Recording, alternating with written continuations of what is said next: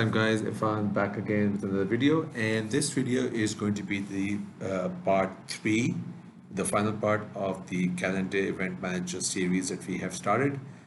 We have already done 2 videos. In the first video, we made a calendar like you see on the screen right now.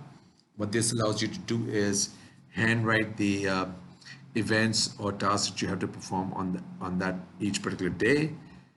In the part 2, what we did was we moved it forward by a bit, and what we did was we had an entry system in which you could put the starting date and the ending date and the event that's supposed to take place between those dates.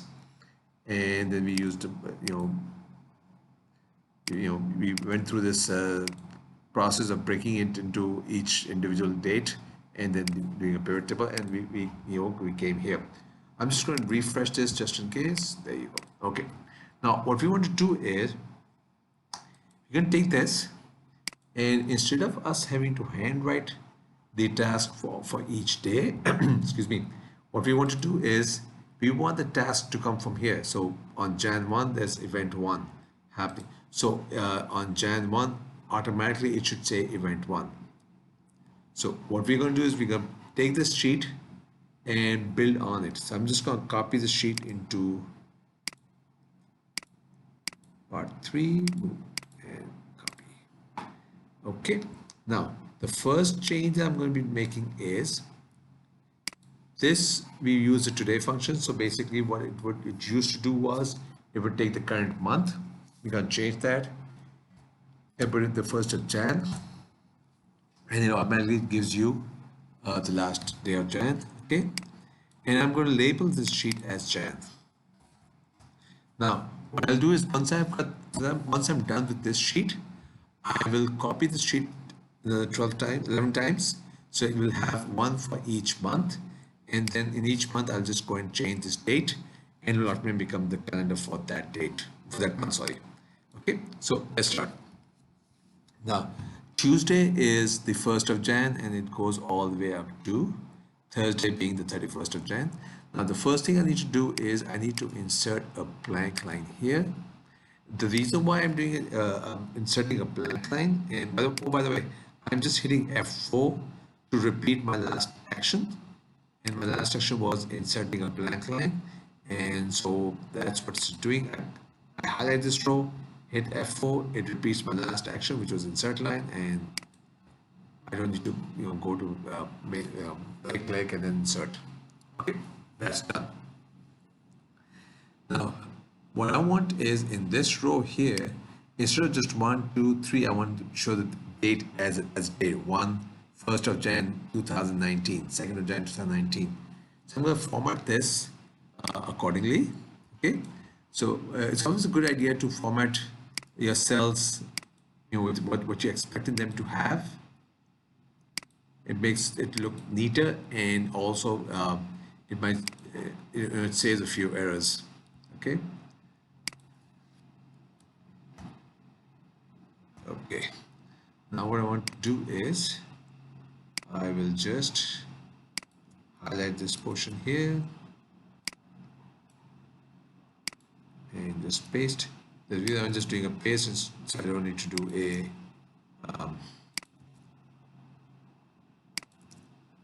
format date again. Okay, alrighty. Now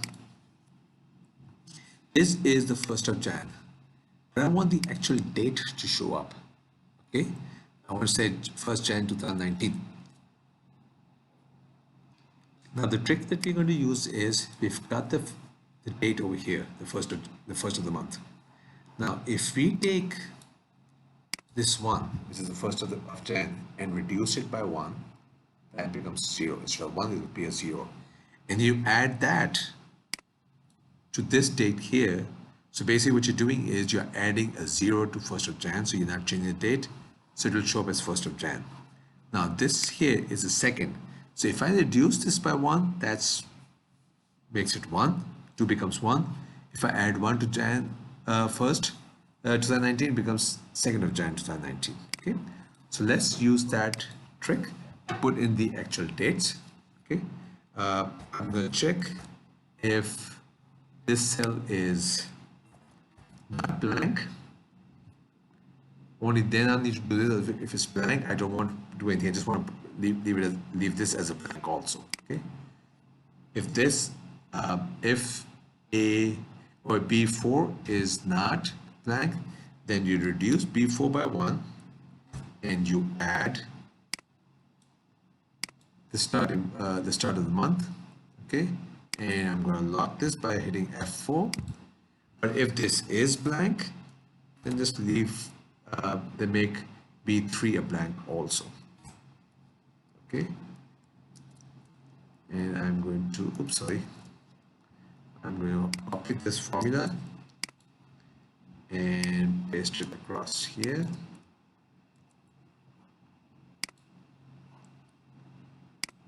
Okay.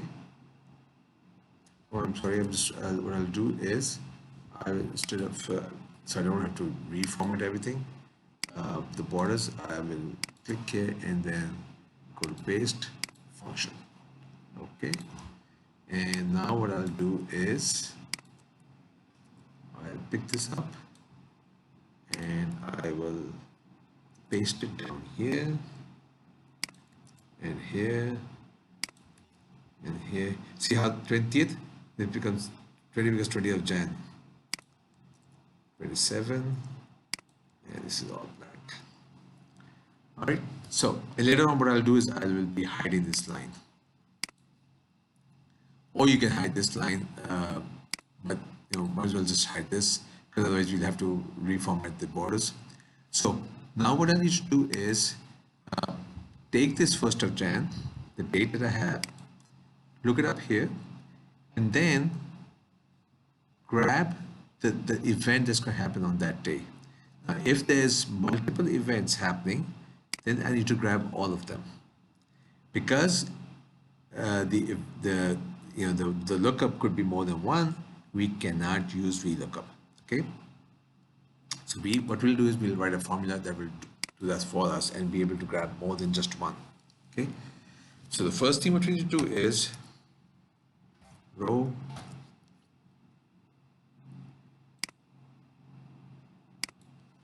starting and ending. Okay, and I'm just going to, because it's a different sheet, it's always great to make sure that they are labeled properly. And I'm going to lock this.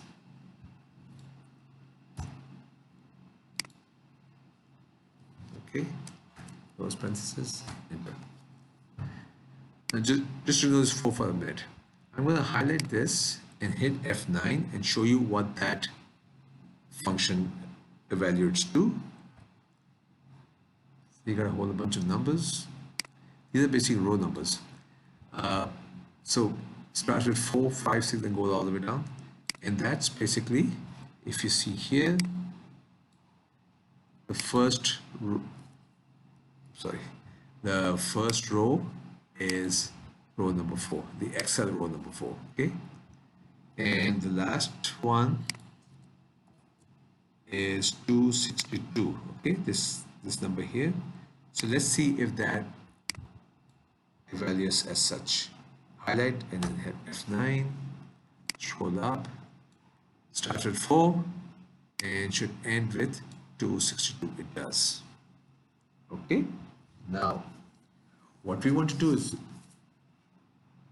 see this, the row number 4.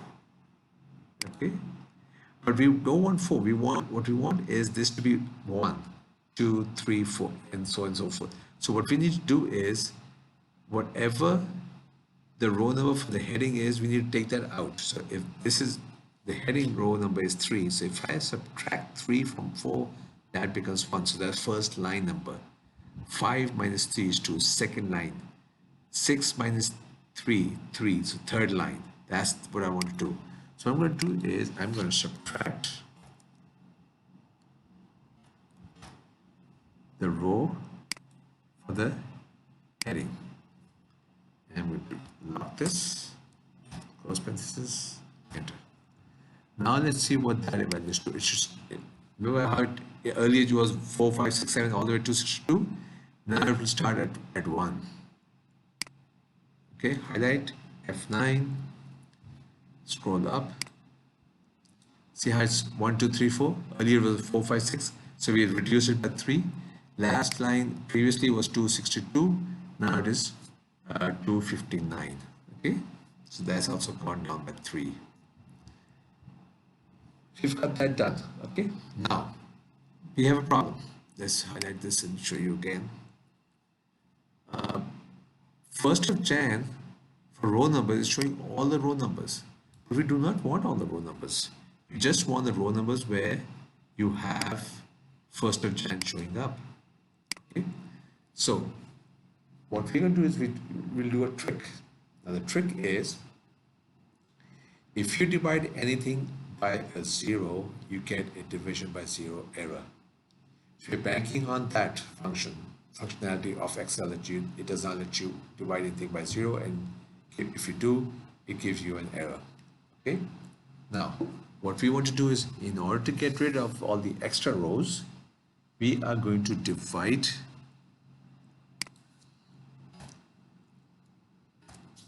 the row numbers with this date.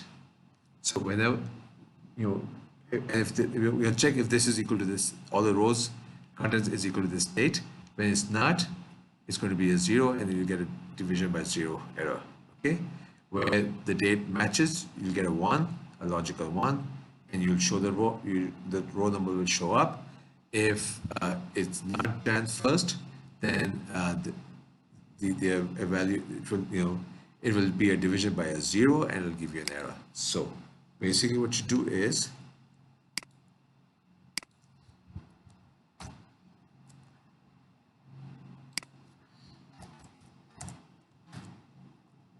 if this is equal to this date here, close parentheses. Now I also need to put a bracket here, because we are having a subtraction happening here. So in order to make sure the division is on the whole function, not just the last one, we put it within brackets and hit enter. Now if I were to highlight this and hit F9 to see what it evaluates to, see a whole bunch of division by zeros, and only the first row is showing 1, everything else is division by 0. And that's exactly what we wanted. We wanted only the row which has Jan 1 in it, be labeled as 1, everything, or 2 or 3, as the case may be, everything else should be a division by 0. Okay, now I'm also going to lock this by highlighting, hitting F4. Now Jan D3, okay, that's this cell here. I will be copying and pasting this formula across. Excuse me. So what I'm going to do is, I'm only going to lock the row number and not the column. Okay. Now if I were to copy this all the way down here, let's see what happens. Highlight F9.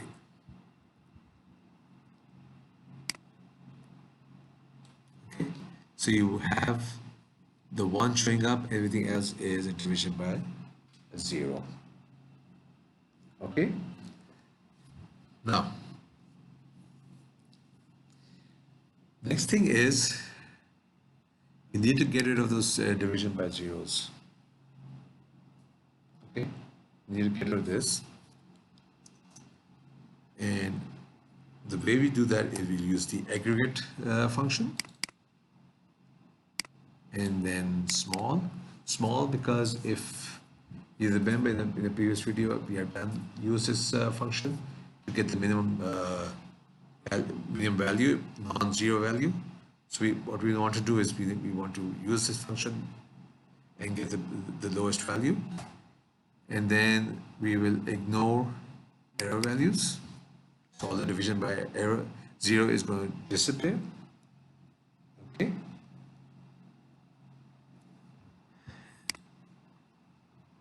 And what we need to do is, excuse me, we will, oh, I'm sorry, hang on. I need to be on this row here.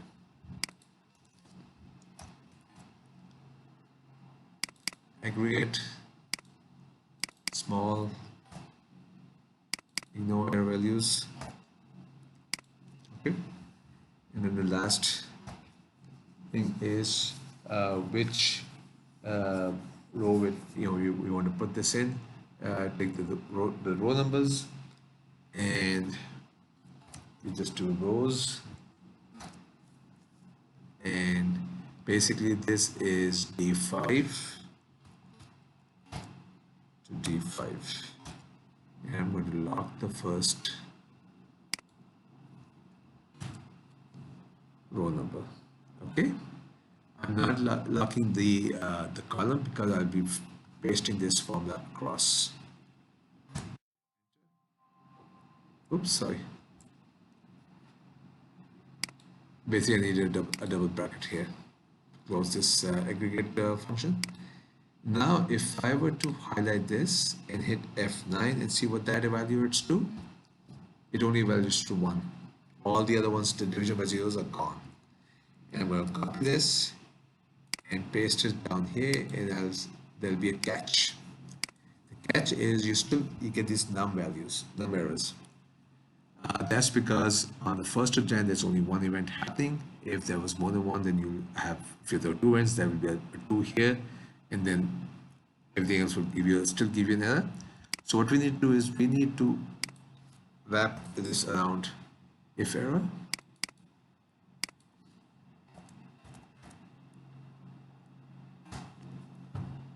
Okay. Now, if I were to do this,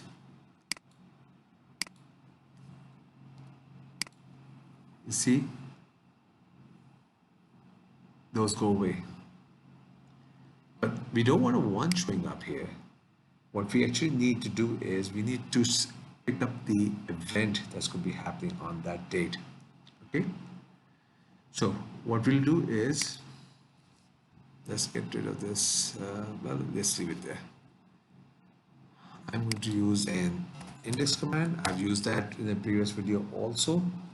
And this time what we're doing is we're grabbing the events. Okay. The actual name of the events. Oops, sorry. Okay.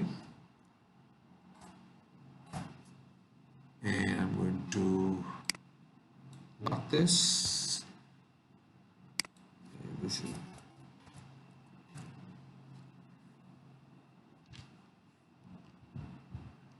and I need to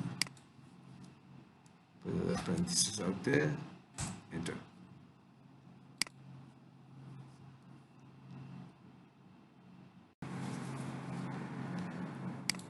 Okay, I'm sorry, I accidentally deleted the I of the if error. There you go. Okay, now what I'm going to do is I'm going to copy and paste this down here, and let's see what happens. Now we're getting a value error. Okay, the reason why we're getting a value error is because when it tries to do an index search over here for a blank, because this error, if error gives you a blank, it cannot find that. So what we are going to do is we are going to actually move this if error out of here. Okay.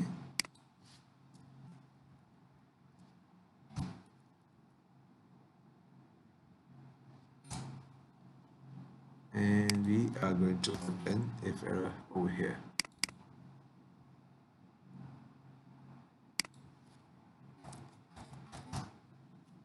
Okay. And I'm going to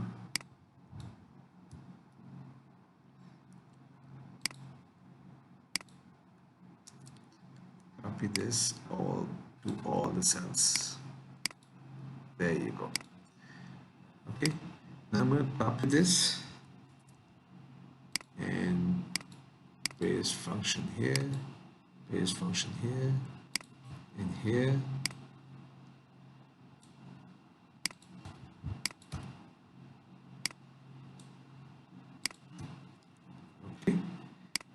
so far so good. But when I paste it over here, we need to make a small change. See what's happening?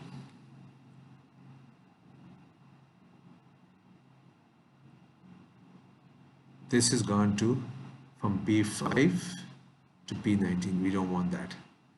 What we want to do is move this down here. So it starts out from B19, number one. Secondly, the date row, we don't want that date row, we want this date row. Okay, so you've got that fixed. And now what I'll do is I'll paste this formula across. Now, watch this.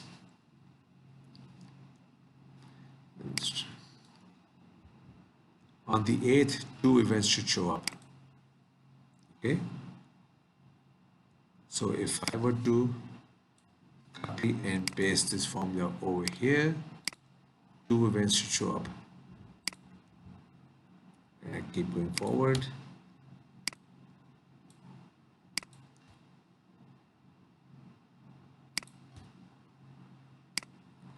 Okay, and when I paste it over here, we have a problem. The problem is the same thing that happened over here. We need to go and fix that. We need to drag this down here, and we need to grab this date and bring it down here and hit enter. And then we copy this first row all the way down to the last row, and then we highlight the whole section and we paste as function. Now you see what happened here on the 14th. We've got three functions, three events showing up on the 14th. There you go, three events. 16 and only on the 14th and 15th and 16th you're back to two events. Two events, two events, two events. On the 20th,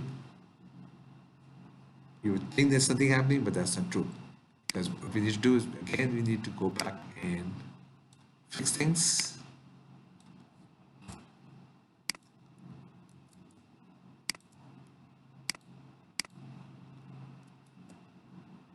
And highlight the whole section, paste as function,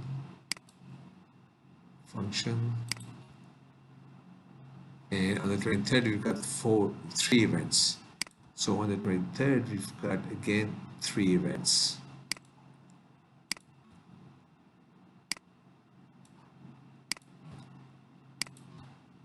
Okay, and on the 26th, we've got 1, 2, 3, 4, 5, 6 events happening, or 6 tasks that we do on the 26th of Jan. Let's check that. There you go. 1, 2, 3, 4, 5, 6. Event 1, 5, 6, 7, 8, 9. Event 1, 5, 6, 7, 8, 9. Okay. And then we paste it over here. We need to fix this, bring it down like so, and bring this here, hit enter, then select the whole section, copy, and paste as function, F4, F4, F4, F4. Now because these are blanks, therefore nothing is showing up because that's the end of Jan is already ended. Fill this in also. Bring this down. Bring this down. Hit enter. Select this row. Paste it all the way down to the whole section. Select the whole section. Copy and paste as function. Function. Paste. There you go. Okay. Now, Let's see. We've got the month of Jan done. Okay. Now I'm going to copy this sheet, create a copy, and I'm going to call this February. Okay. And all I need to do is change this to 1st of February. See how all the events started showing up? Now let's just check one of those. On the 1st of February, we've got, well, all 10. So there may be even more than 10, but we've got 10 events happening on the 1st of February. Let's see. We've got 10 events happening on the 1st of February. And then on the 2nd, we've got a total of 15, but we've only got space for the first 10. Okay. So on the 8th, we've got a full roster, but on the 9th, you only got event 1. So is that how it is? See how you've got all the your days are completely packed, and then 9th, you only have one event. And then on the 22nd, you got event 1 and 20. On the 22nd, you've got 1 and event 20.